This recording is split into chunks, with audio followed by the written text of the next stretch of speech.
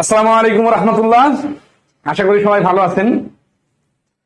আমরা আজকে আমাদের সমান্তর গুণোত্তর ধারা টপিকের 2 নম্বর ক্লাস করব।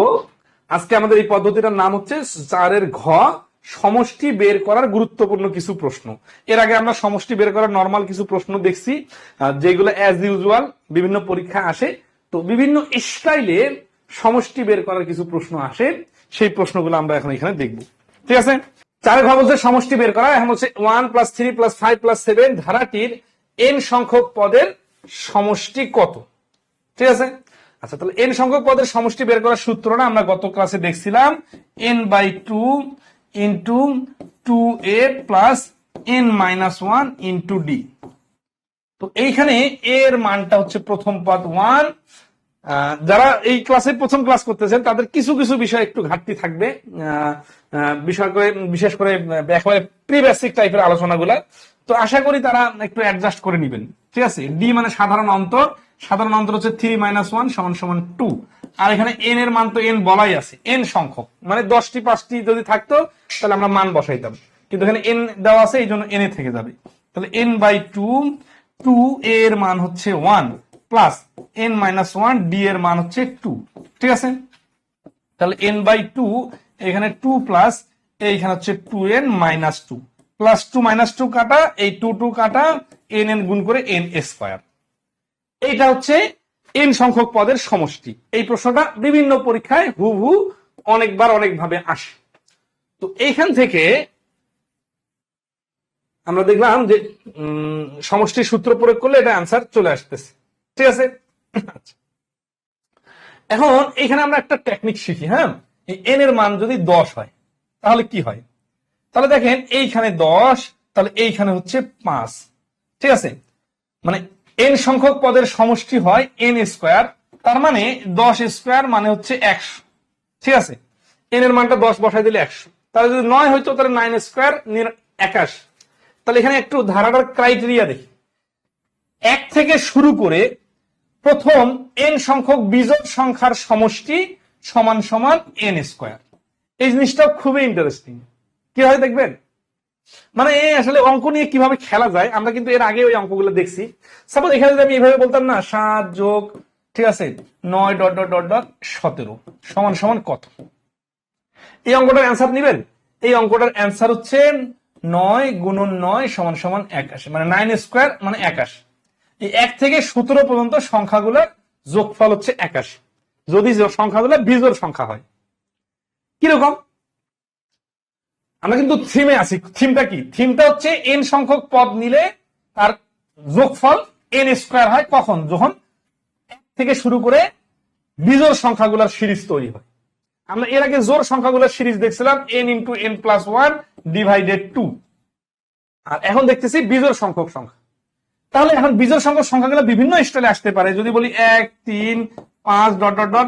20টা পদের সমষ্টি কত, এইভাবে যদি 20টা পদ দেখি তাহলে অ্যান্সার হবে 20 এর উপর স্কয়ার সমান সমান 400।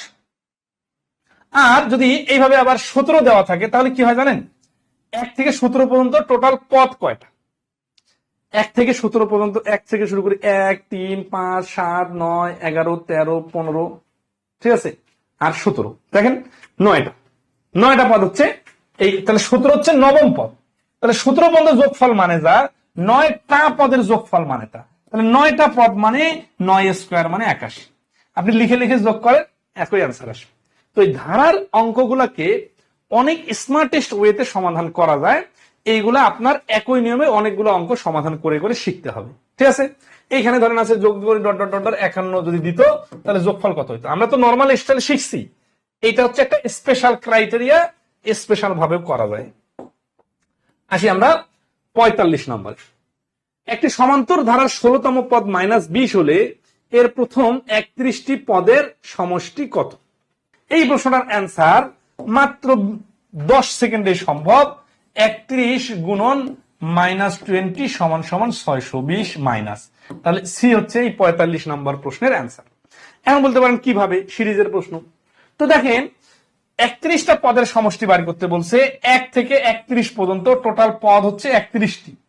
আর এইখানে যদি আমি 15টি রাখি, এই পাশে যদি আমরা 15টি রাখি, তাহলে এই 16 নম্বর পদটা হচ্ছে এই সিরিজের মাঝামাঝি পদ। তার মানে 16 নম্বর পদটার ভ্যালু যা সেটা হচ্ছে, যেহেতু এটা একটা সমান্তর ধারা, তার মানে সংখ্যাগুলা একটার পর একটা সমান হারে বাড়তেছে অথবা সমান হারে কমতেছে। এরকম হওয়ার কারণে মাঝখানের পদটাই হচ্ছে তাদের গড়, এই পুরো সিরিজের গড়। এইরকম অঙ্ক আমরা এই 45টার আগে 44টা অঙ্কে দেখছি। তাহলে গড় যেহেতু, তাহলে এই 31টা পদের গড় 20 মাইনাস 20, তাহলে 31 দিয়ে গুণ করলে অ্যান্সার হবে -620। ঠিক আছে। এখন আপনি যদি 16তম পদের মান বার করেন, তারপরে 31টি পদের যোগফল সূত্র প্রয়োগ করেন, কাহিনী সেম আসবে। ওকে, তাহলে আশা করি এটা ক্লিয়ার। দেখেন কনসেপ্টটা কিভাবে ডেভেলপ হবে। এই 46 নম্বর প্রশ্নটা দেখেন, এইটা নবম দশম শ্রেণীর অনুশীলনী 13.1 এর প্রশ্ন, এবং দেখেন আগের প্রশ্নটার সাথে এটা মিল আছে। তো এই প্রশ্নের পরে এই প্রশ্ন দেওয়ার কারণে আপনি এই নিয়মটার উপর যতটা আপনার দখল আসবে, বিশৃঙ্খল ভাবে দিলে তো দখলটা আসবে না।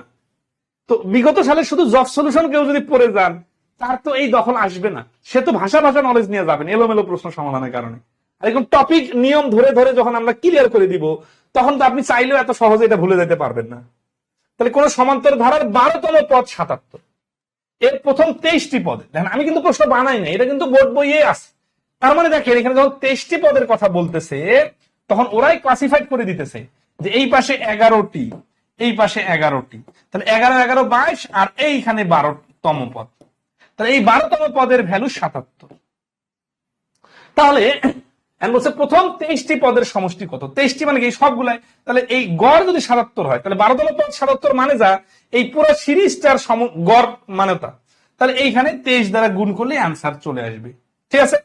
আচ্ছা, 3 7 21, তাহলে 7 23 3 7 21 161 1 হাতে করে 16, আবার দিয়ে 7 দিয়ে গুণ করে 7 দিয়ে 7 23, হ্যাঁ, তাহলে 7 23 161 1 হাতে করে 16, আবার 7 23 161 আর 16 মিলে হচ্ছে 177। তার মানে 1771 হচ্ছে এই প্রশ্নের অ্যান্সার 46 নম্বরে। তাহলে 46 নম্বর এটা এই পর্যন্ত ক্লিয়ার। নেক্সট আসি 47। ঠিক আছে, দেখেন 47টা আবার দেখেন 18 সালে 9 সালে প্রশ্ন, কোন সমান্তর ধারার সপ্তম পদ 31 এবং সাধারণ অন্তর 3 হলে প্রথম পদ কত। এখানে সপ্তম পদ দেওয়া আছে 31, আর সাধারণত ডি প্রথম পদ কত। এটা এই সূত্রের সাথে না, এটা এই সূত্রের সাথে। দেখেন a প্লাস আর মাইনাস 1 ইন্টু ডি, এই সূত্র প্রয়োগ করলে আনসার চলে আসবে। তাহলে সপ্তম পদ দেওয়া আছে 31, তাহলে এখানে যখন আমি a প্লাস সপ্তম পদ লিখবো, তাহলে 7 আর ডি এর মান কত 3, তাই না। তো 7 থেকে 1 চলে গেলে 6, 6 আর 3 গুণ করলে 18, 18 এর মান ইকুয়াল টু 31। তাহলে এর মানটা হচ্ছে 31 মাইনাস 18 সমান সমান 13। এটা সহজ প্রশ্ন, পারা যাবে। 48-এ দেখেন, এই যে 48 নম্বর প্রশ্নটায় আজকের পরীক্ষায় হুবহু আসছে। ওকে, তাহলে এই 48 নম্বর প্রশ্নটা আমরা সমাধান করব। ঠিক আছে, তার সাথে সাথে দেখাই এইরকম কয়টা প্রশ্ন আছে একটু বুঝেন। একটা সমান্তর ধারা পঞ্চম পদ 13 এবং সপ্তম পদ 19 হলে ধারাটির প্রথম 10টি পদের সমষ্টি কত। কোন সমান্তর ধারার তৃতীয় পদ 11, ষষ্ঠ পদ 23 হলে ধারাটির প্রথম 7টি পদের সমষ্টি কত। দেখেন এগুলো কিন্তু আসছে, এবং এই যে বিভিন্ন পরীক্ষায় আসা প্রশ্নগুলোকে আমরা সুন্দরভাবে গাঁথনি দিয়ে দিচ্ছি। এটা সমান্তর অনুক্রমে পঞ্চম পদটি 18, প্রথম 5টি পদের যোগফল 75 হলে প্রথম পদটি কত। 38তম বিসিএস আসছে। ঠিক আছে, যাই হোক, এই যে প্রশ্নগুলো একটার পর একটা ধারাবাহিক ভাবে কাছাকাছি ভাবে আসে, তো আপনি যদি এইভাবে সিকুয়েন্সিয়ালি সমাধান করেন, তাহলে তো আপনার নিয়মটা ক্লিয়ার হয়ে যাবে। কিন্তু আপনি হুট করে একটা দুটা প্রশ্ন কমন পাই তো লাভ হবে না। ঠিক আছে না। তো এই জন্য কমন খোঁজার থেকে দেখেন আমরা কি করি, আমরা টপিক ক্লিয়ার করে দেই। নিয়ম কমন মানে সব কমন। তো চতুর্থ 12তম পদের যোগফল। ঠিক আছে, আচ্ছা এগুলো লিখে করি। আগের প্রশ্নটা লিখে করে দেই নাই, কোনটা 46 নাম্বারটাতে আমরা লিখে করে দেই না আসলে। এগুলার এই 48 নাম্বারটা লিখে করে দিলে ওগুলা সহজ অঙ্ক, তো ওগুলো আরো সহজে পারবে। লিখিত সিস্টেম হচ্ছে কি, এখানে a plus 3d equal to বলতে যোগফল, হ্যাঁ, a plus 3d plus a plus 11d equal to 20। এটা বোঝার জন্য বেসিকটা ক্লিয়ার থাকা লাগবে। তাহলে যেটা সূত্র আছে কি, a প্লাস এই যে আর মাইনাস 1 ইন্টু ডি, এটা হচ্ছে যে কোনো পদের ভ্যালু বার করা। তো এখানে এর মান দেওয়া নেই। চতুর্থ পদ যখন বলে তখন 1 বাদ হয়, তৃতীয় পদ হয়। কেন হয় এটা কিন্তু আমরা আমাদের ক্লাসে সুন্দর করে গাছের উদাহরণ দিয়ে দেখাই দিছি, যে একটা দুইটা তিনটা চারটায় চারটা আঙ্গুল, তার মানে মাঝখানে তিনটা গ্যাপ। তো যততম পদের কথা বলে তাহলে গ্যাপ একটা কম হয়, এই জন্য একটা বাদ দিতে হয়, একটা বাদ দিয়ে বাকিগুলা গ্যাপ হিসাব করতে হয়, এই জন্য সবসময় এক বাদ পড়ে। তাহলে 3D এটা হচ্ছে এই প্রথম চতুর্থ পদ, আর এটা হচ্ছে এই পদ, এই দুটো পদ যোগফল ইকুয়াল টু 20। তাহলে 2a প্লাস 3 আর 11 মিলে হচ্ছে 14d সমান সমান 20। এই যে এটার মান তো বসানো যাচ্ছে না, কিছুই করা যাচ্ছে না, তাই আমি টেনশন রাখতেছি, টেনশন করা যাবে না, এটা লিখে দিলাম। এখন আমরা আসি ওই ধারাটির 15টি পদে, এমন ভাবে অ্যান্সার গুলো বাইর করতে বলে এই মানটা বসানো যায়। তাহলে 15টি পদের যোগফল কত, মানে হচ্ছে a plus 15 minus 1 into D এর, সরি 15টি পদের যোগফল বাইর করতে বলছে, 15তম পদের মান বাইর করতে বললে ওইভাবে যোগফলের সূত্র অনুযায়ী 15 ডিভাইডেড 2 ইন্টু 2a প্লাস, এই যে ছোট ছোট একটা লাইন দুটা লাইন স্কিপ করে যাবেন, n মাইনাস 1 ইন্টু ডি এখানে, তাহলে n এখানে কত 15টি, মানে 15 থেকে একবার দিলে 14d। এই যে দেখেন 2a 14d এর মান 20, এখানে 2a প্লাস 14d চলে আসছে সূত্র অনুযায়ী, তাহলে 15 ডিভাইডেড 2 এইটার মান হচ্ছে 20। এই যে দেখেন 10, 15 10 150। তাহলে এটা হচ্ছে লিখিত সমাধান, শুধুমাত্র একটা করে লাইন স্কিপ করে দিছি সূত্রের লাইনটা। এখন আমরা যদি এটাকে সুপার শর্টকাটে করি তাহলে কি করি, 74 আর 12তম পদের যোগফল 20, এইখানে খুবই একটা ইন্টারেস্টিং বিষয় যে 1 2 3 4 নাম্বার পদ, ঠিক আছে 4 নাম্বার, এইভাবে 5 6 ডট ডট ডট ডট 12তম পদ। এইখানে যদি আমি একটা সিরিজ শুরু করি, এই 4 থেকে 1 থেকে 12তম পদ পর্যন্ত যেভাবে যেভাবে বাড়তেছে, 4 থেকে 12তম পদ পর্যন্ত একইভাবে বাড়তেছে, আবার 6 থেকে 12তম পদ পর্যন্ত একইভাবে বাড়তেছে, তার মানে এখানে যে কোনো অংশ থেকে যদি একটা অংশ কেটে নিই ওইটাও কিন্তু সমান্তর ধারা, এটা পুরাটা একটা সমান্তর ধারা। এই প্রথম পদটা যদি বাদ দিই তারপরে সমান্তর ধারা, 3টা পদ যদি বাদ দিই 4 নাম্বার থেকে শুরু করি তারপরে সমান্তর ধারা। কারণ কি, কারণ সিরিজের সংখ্যাগুলোর মধ্যে যে অন্তমিল আছে এটা এখানেও আছে, এই 1 নাম্বার 2 নাম্বার 3 নাম্বার পদ যখন ছিল তখনও আছে।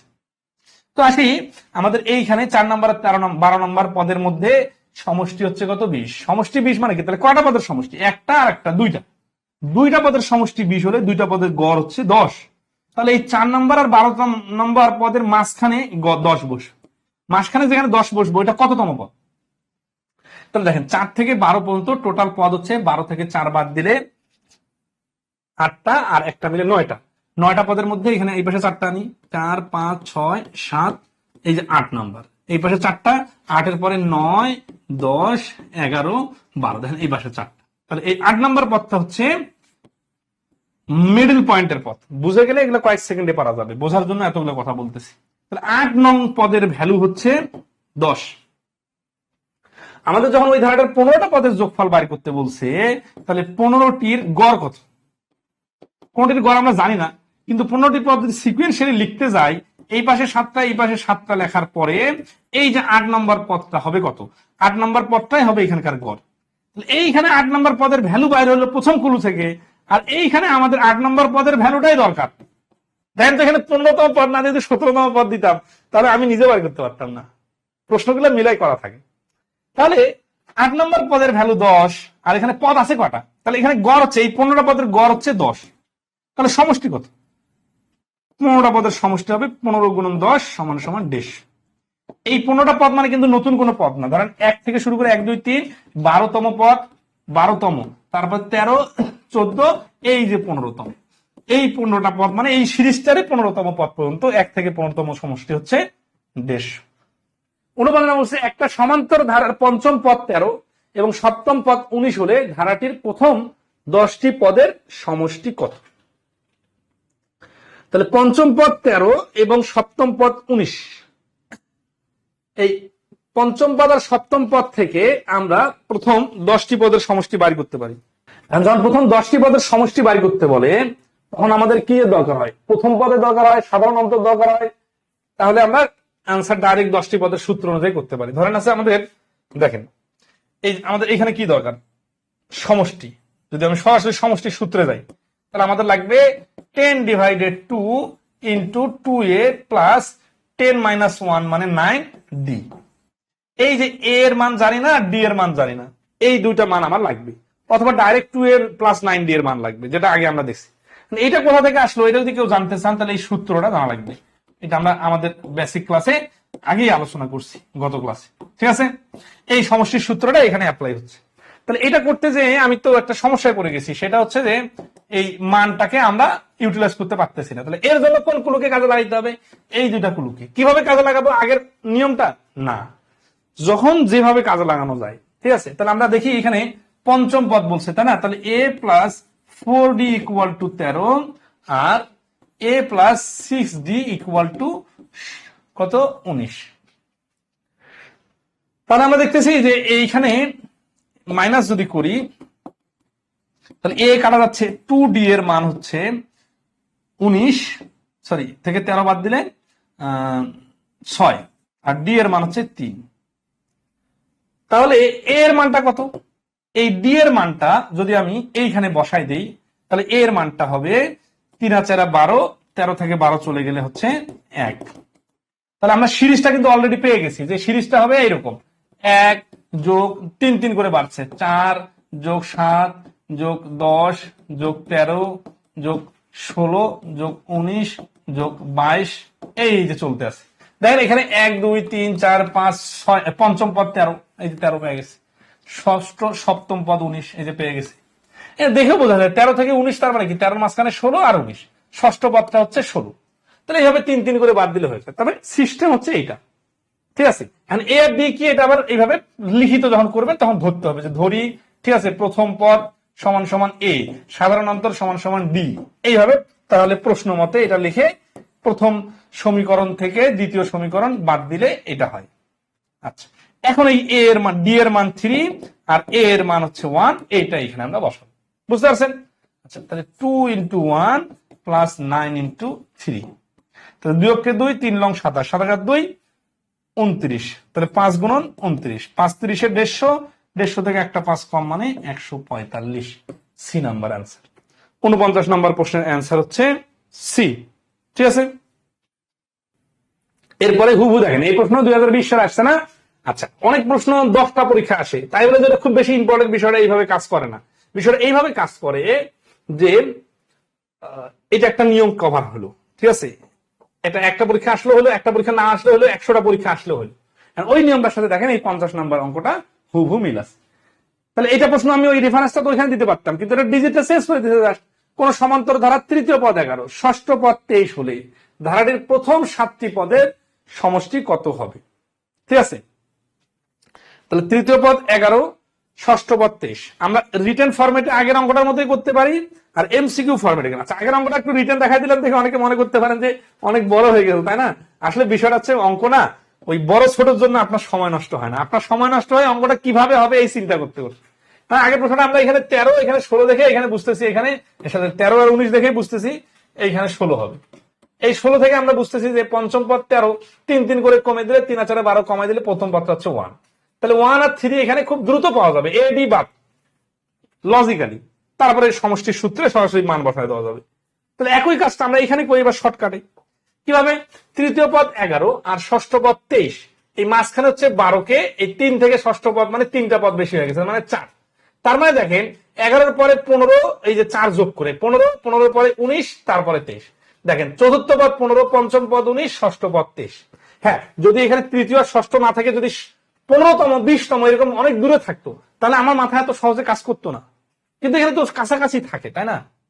তাহলে 4 হচ্ছে ডি এর মান। তৃতীয় পদ 11, তার মানে এর আগেরটা হচ্ছে কত? 7, তার আগেরটা হচ্ছে কত? 3।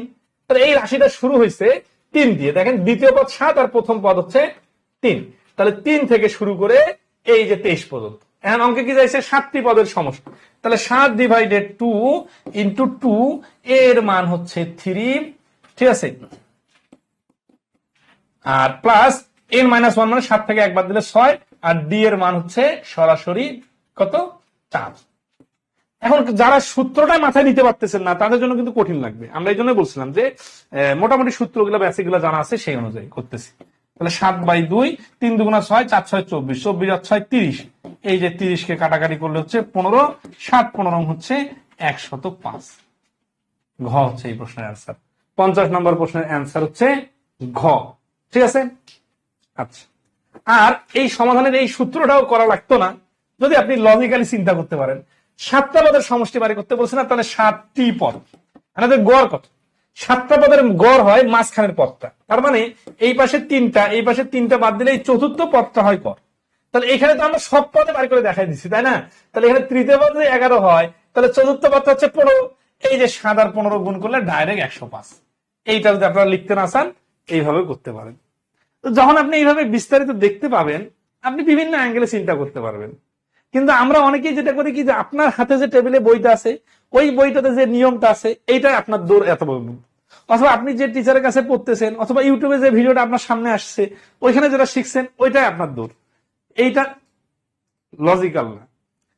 যেই অ্যাঙ্গেলে চিন্তা করতে পারলে বিষয়গুলোকে মনে রাখা যাবে, প্র্যাকটিক্যালি ফিল করা যাবে, দেখা যাবে সবকিছু, সেইভাবে চিন্তা করতে হবে। সেটা আমি করাই বা অন্য যে কেউ করা, তাহলে আপনি বিভিন্ন ভাবে চিন্তা করতে পারবেন।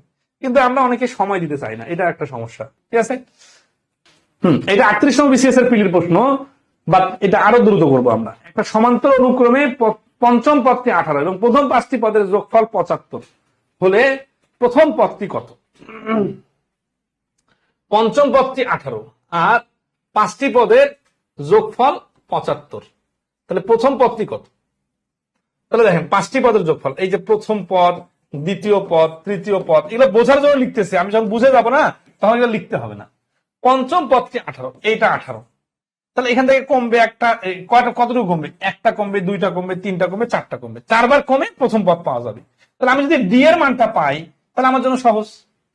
এখন 5টি পদের যোগফল 15, যেহেতু এটা সমান্তর ধারা, তাই না, তারা সমান হারে বাড়ছে বা কমছে। তাহলে 5 দিয়ে যদি 75কে ভাগ করি, আমরা দেখতেছি পাচ্ছি 15। 15 হচ্ছে গড়। এই 5টা পদের গড় 15, তার মানে তৃতীয় পদটা 15। তাহলে 18 থেকে 2টা পদ আগে যদি 15 পাই, এর 2টা পদ আগে আমি পাবো 12। এই 12 অ্যান্সার, ডি অ্যান্সার। আপনাদের জন্য, দুর্বলদের জন্য পরামর্শ হচ্ছে আগে বেসিক সূত্রটা জানা থাকা লাগবে। সূত্রটার এক্সপ্লেনেশন, সূত্র লিখে লিখে বিস্তারিত বোঝানো, এইটার জন্য আসলে একটা টপিকের শুরু থেকে ক্লাস করা জরুরি। আমরা এখানে যেহেতু আজকে দ্বিতীয় ক্লাস নিতেছি, তো এই জন্য আগের এক্সপ্লেনেশন গুলা সবগুলাই দিতেছি না। ঠিক আছে, আচ্ছা, এই 51 নম্বর প্রশ্নটা এইভাবে করা যাবে। এটার জন্য কি কি আগে থেকে জানা দরকার? ধারাবাহিক সংখ্যার বেসিক বিষয় ক্লিয়ার থাকা দরকার। নর্মালি আমরা বাস্তব সংখ্যা অধ্যায়ে ধারাবাহিক সংখ্যা নিয়ে আলোচনা করি, গড় অধ্যায়ে ধারাবাহিক সংখ্যার গড় নিয়ে আলোচনা করছি, সেইটার সাপেক্ষে এখানে ডাইরেক্ট লিখতেছি যে 15 হচ্ছে এই 5টা ধারাবাহিক সংখ্যার গড়, এবং এটা 5টা সংখ্যা হওয়ার কারণে মাঝখানের পদটা হচ্ছে তৃতীয় পদ, এইটা হচ্ছে গড়। তাহলে তৃতীয় পদটা 15 আর পঞ্চম পদটা 18, এটা প্রশ্নেই বলা আছে। আর আমাদের বাইর করতে বলছে প্রথম পদটা কত। তাহলে প্রথম পদটা আমরা বাইর করব, এইখানে 2টা পদের গ্যাপ হচ্ছে 3, তাহলে এইখানে 2টা পদের গ্যাপ হয়ে যাবে 3, তাহলে 15 থেকে 13 হবে, 3 বাদ দিলে 12 হবে অ্যান্সার। ঠিক আছে, আচ্ছা, এটা কি বুঝতে পারছেন? এবং এই আমাদের কি এমন জটিলতা আছে বোঝার জন্য, যে যেটা আসলে ধরেন এমন ইউনিকও কিছু না। এই জিনিসটা না জানায় যে আপনার জন্য আফসোসের বিষয়। এইটা দেখেন, অনেকে আছে না, আপনারা অনেক বেশি ইমপ্রেসড হয়ে যান, সেটা আমাদের ক্লাস শুধু না, অন্য আরো অনেকের ক্লাস দেখে। কিন্তু আমি আমাদের ক্লাস দেখে ইমপ্রেস হইতে বলতেছি না, এই কারণে বলতেছি না যে এটা এত সহজ একটা লজিক, এটা আপনার মাথায় অটোমেটিক্যালি আসার কথা। এটা আসতেছে না দেখে আপনার আফসোস করা দরকার, যে আমি কেন এটা এভাবে না ভেবে, আমি কেন সমান্তর ধারার a প্লাস, ঠিক আছে, 4d ইকুয়াল টু 18, ঠিক আছে, প্রথম 5টা পদের সমষ্টি সমান সমান 75, এইখানে আমরা আবার ক্যালকুলেশন করে বসাইতে যাব। এটা তো এইভাবে করব, অবশ্যই করব। ঠিক আছে, আচ্ছা, এটা বিস্তারিত দেখা দিই। বিস্তারিতটা হচ্ছে কি, এখানে এই যে a plus 4d equal two 18, কারণ পঞ্চম পদ মানে একটা গ্যাপ কম, আর সমষ্টি হচ্ছে 5টা পদের সমষ্টি না, তাহলে 5 ডিভাইডেড 2 ইন্টু 2a, 2a এর মান কত জানি না, 2 এর মানে তো আমাদের অ্যান্সার a, প্লাস এই n এর মান যেহেতু এখানে 5টা পদ মানে 5, 5 থেকে একবার দিলে 4, 4d ইকুয়াল টু হচ্ছে 75, এটা সমষ্টি 75। তাহলে 2a 4d এর মান এখানে দেওয়া নাই, এখানে দেওয়া আছে a প্লাস 4d এর মান। ওকে, সমস্যা নাই, a প্লাস 4d এর মান 18, তার মানে এই 2 ওই পাশে পাঠিয়ে দিলাম, ঠিক আছে, বা এটা ফ্র্যাকশনটা ওই পাশে পাঠিয়ে দিলাম। তাহলে হচ্ছে a প্লাস এই a প্লাস 4d এর মান হচ্ছে 18, মানে দুটা a থেকে যদি একটা a আলাদা করে নিই, তাহলে এটা এরকম হবে, এইটার মান হচ্ছে 18, 18 বসায় দিলাম, ইকুয়াল টু এটা ওই পাশে যে উল্টে গেলে 75 গুণন উপরে 2 নিচে 5 মানে 30, তাহলে এর মানটা হবে 30 থেকে 18 বাদ দিলে 12। এইভাবে তো সমাধান আমরা অবশ্যই শিখবো, এবার না শিখলে তো আমরা রিটেনে পারবো না। না শিখলে তো আমরা মূল অঙ্কটার সামারিটা ধরতে পারবো না। এরকম রোবটের উপর বাতাসে তো অ্যান্সার বার করে দিলে হবে না, আমাদের আগে শিখতে হবে। তো এটা তো আমরা অলরেডি আগের অধ্যায় মানে আগের অঙ্কগুলো থেকে বিস্তারিত শেখাই দিয়ে আসলাম, কিন্তু এইভাবে পরীক্ষার হলে পারতে হবে। এটা না পারা মানে যে এরকম না যে আপনি রিটার্নটা পারলে এনাফ, এনাফ না। পরীক্ষার হলে যারা টাইমের গুরুত্ব বুঝেন তারা আমাদের এই কথাগুলোর গুরুত্ব বুঝবেন।